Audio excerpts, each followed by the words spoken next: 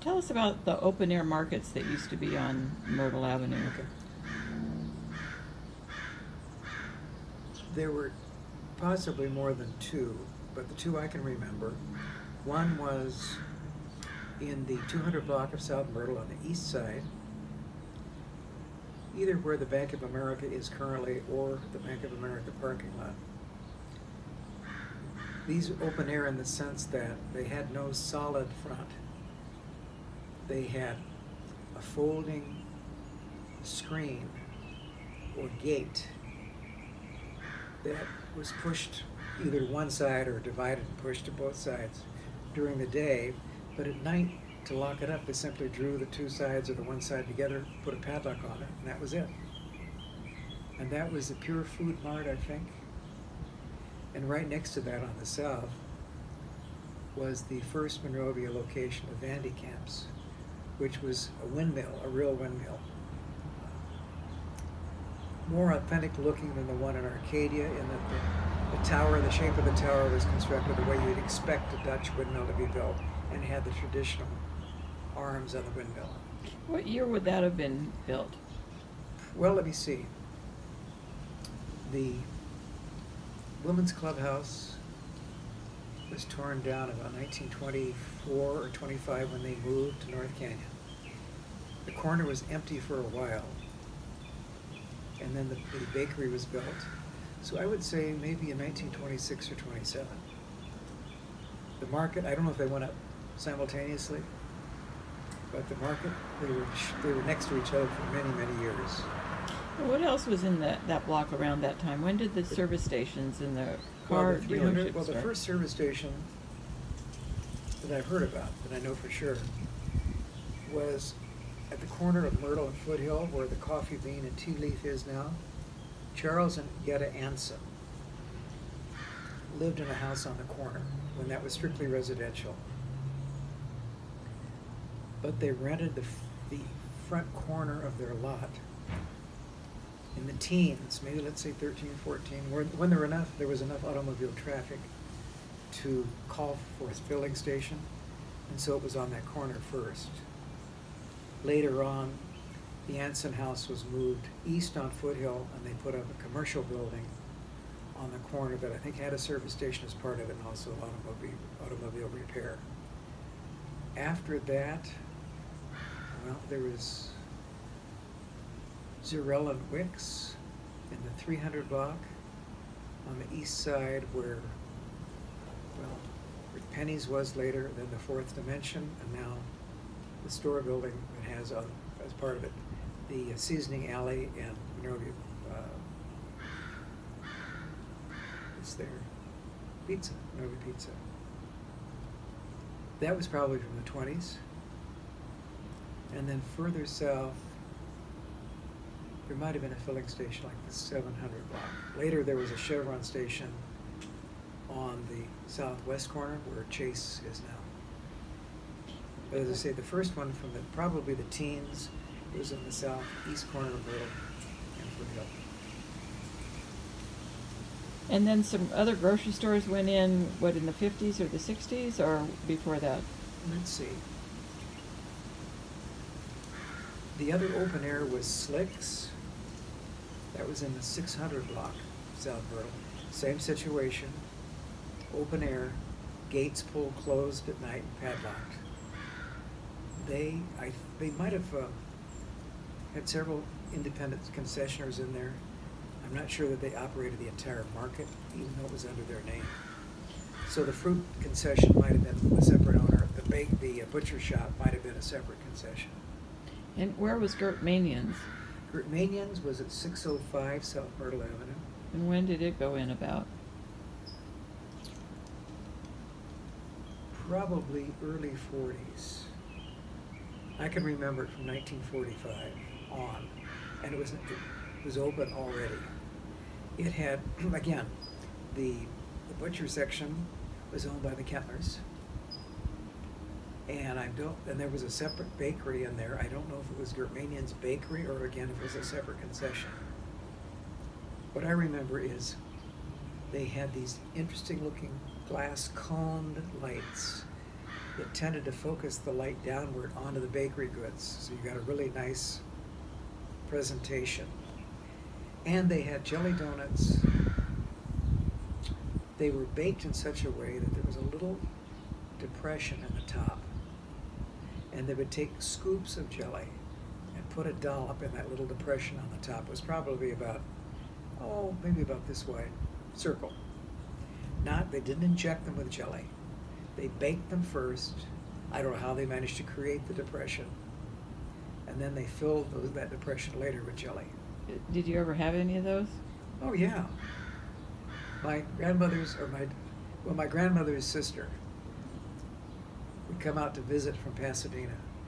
And she'd come out and she'd say, all right, Stevie, let's go down and get jelly donuts. So she and I would walk down. We were living on South Ivy where I am now.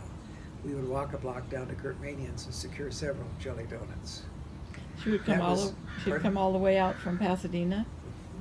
On the Pasadena City Line, which was a bus service essentially for Pasadena, but they had a route that came as far as Monrovia. So she could do that. That was before my mother discovered that refined sugar was a tool of the devil. So then we could have them.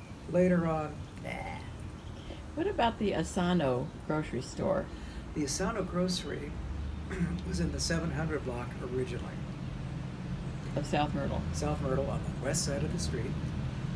Mrs. Asano's maiden name is Doi, D-O-I. And I've seen a reference in the early city directories to a Doi Brothers Market.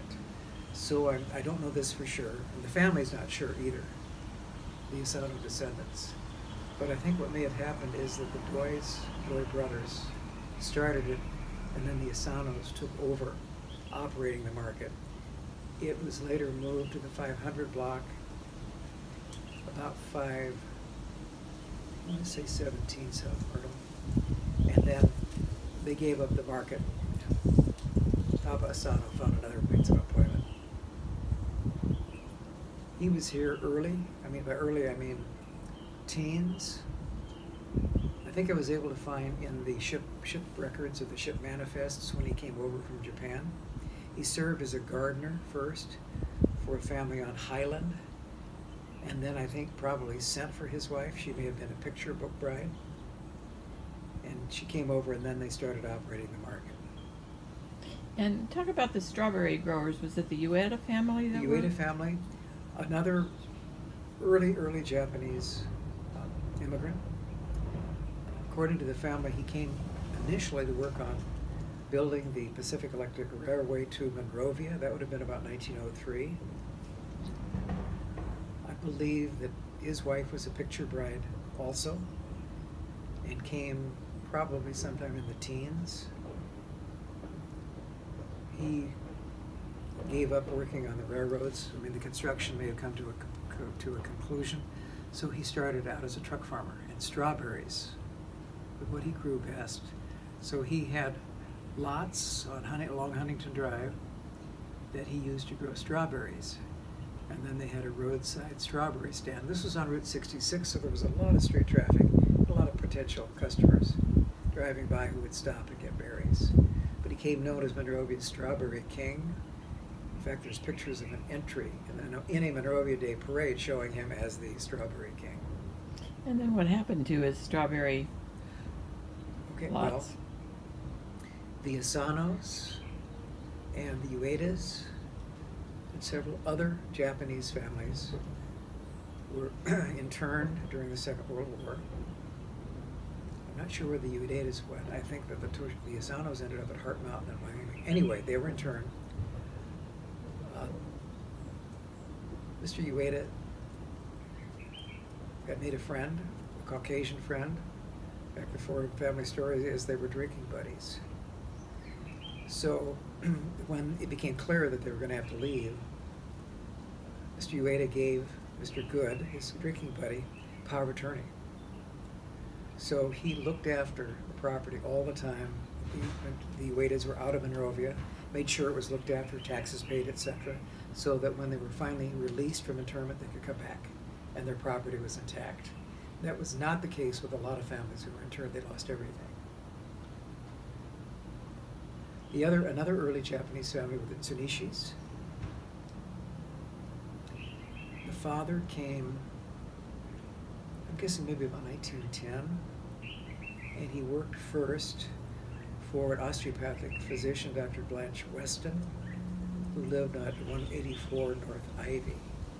And the story I got was he had already had the equivalent of a high school diploma from Japan, but she urged him to go to school locally.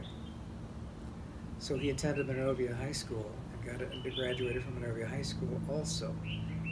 1913, I believe, was his graduation date. So he married, and they also had a large family, and they were interned during the Second World War. By that time, they were living in Tawardy, not Monrovia. But they had the same problem. They had to pack up everything and move. I think they had a family of 8 or 9 children. All of them went on to higher education, became ministers. They were professionals. They were very driven for education, and all were very successful. Rose Tsunishi may have been the youngest to the next to the youngest. I used to see her when there were reunions of former students at the Tawardy School. And Rose and I struck up a conversation one time. She said, well, you know, I was named for Rose Maxwell, who was the librarian at the Tawardy School, and whose sister, or mother, I think maybe Jenny Maxwell, may have rented the Tsunishis the property that they farmed in Tawardy. Rose Tsunishi was named for Rose Maxwell. And Rose Maxwell, Margaret Roberts, who was the original owner or early resident of the house where Katie and John Watson lived, knew Rose Maxwell personally, and she said to me, you know, Rose was the most amazing person. She could sit down with her artist palette and paint a painting, or she could hop on a tractor and plow the South 40.